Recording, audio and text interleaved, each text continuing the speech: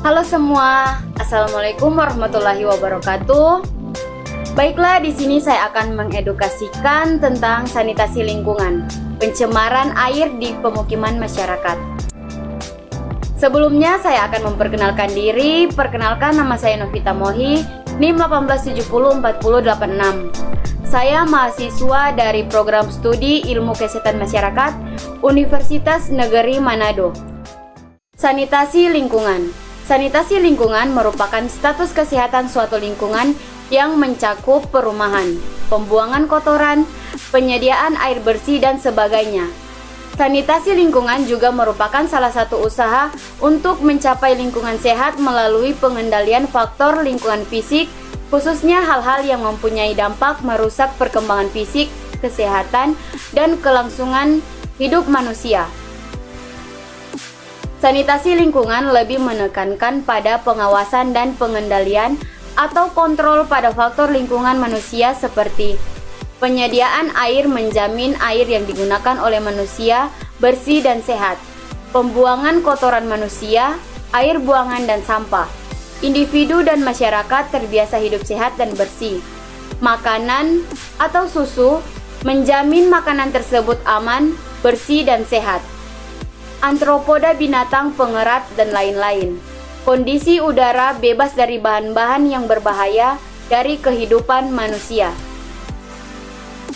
Apa yang dimaksud dengan pencemaran air? Pencemaran air merupakan salah satu pencemaran berat yang ada di Indonesia, dan limbah sektor perindustrian merupakan sumber pencemaran air yang dominan. Di samping sektor perindustrian, pencemaran air ini juga ditimbulkan di sektor-sektor yang lain seperti pertambangan, pertanian, dan rumah tangga. Akibat dari pencemaran air tersebut adalah menurunnya kadar kualitas air yang dapat dimanfaatkan oleh manusia.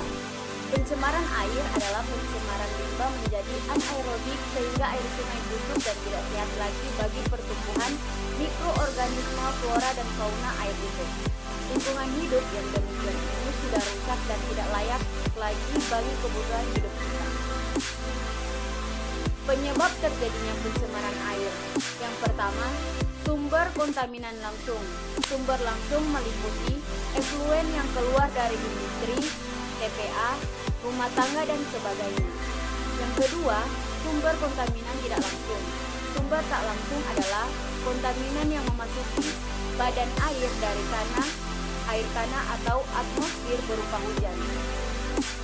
Pada dasarnya, sumber pencemaran air berasal dari industri, rumah tangga atau pemukiman, dan pertanian. Bahaya dari polusi air. Bibit-bibit penyakit berbagai zat yang bersifat racun dan bahan radioaktif dapat merugikan manusia. Berbagai polutan memerlukan O2 untuk penguraiannya. Jika O2 kurang, penguraiannya tidak sempurna dan menyebabkan air berubah warnanya dan berbau busuk. Bahan atau logam yang berbahaya seperti arsenat, uranium, krom, timah, air raksa, benzon, tetrafluorida, karbon, dan lain-lain dapat merusak organ tubuh manusia atau dapat menyebabkan kanker. Fakta yang ditemukan setelah melakukan analisa di lingkungan sekitar. Berdasarkan analisa dan pembahasan yang telah dipaparkan di atas, dapat dikatakan di lokasi telah terjadi penurunan kualitas lingkungan hidup, sehingga dapat disimpulkan sebagai berikut. Pertama, dampak pencemaran terhadap kesehatan lingkungan aliran air. Hal yang tidak kalah pentingnya adalah bahwa air dengan kekeruhan tinggi akan sulit untuk disinfeksi. Warna air yang tidak normal biasanya menunjukkan adanya polusi.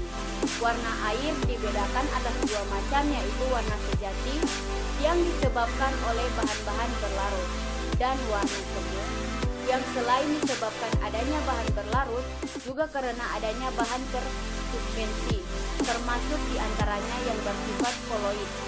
Bau air tergantung dari sumber airnya. Timbulnya bau pada air secara mutlak dapat dipakai sebagai salah satu indikator terjadinya tingkat pencemaran air yang cukup tinggi. Air yang normal sebenarnya tidak mempunyai rasa.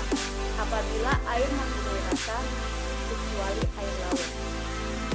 Hal itu berarti telah terjadi pelarutan garam.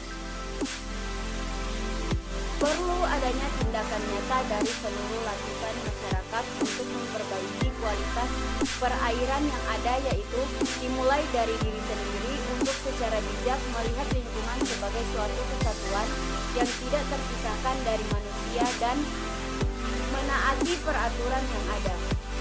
Kondisi kualitas air yang tidak terpengaruh oleh kondisi pencemar sekitarnya antara lain disebabkan karena perubahan fisik tanah. Hal ini terjadi karena perubahan kadar air di dalam tanah akibat proses pembasahan dan pengeringan, di mana proses ini sering terjadi pada daerah tropis. Perubahan-perubahan sifat fisik seperti porositas, angka pori, kepadatan kering, berat volume akan mempengaruhi suction atau tegangan air pori negatif dan konduktivitas hidrolik. Berikut ini gambaran kondisi air di lingkungan pemukiman yang sudah tercemar.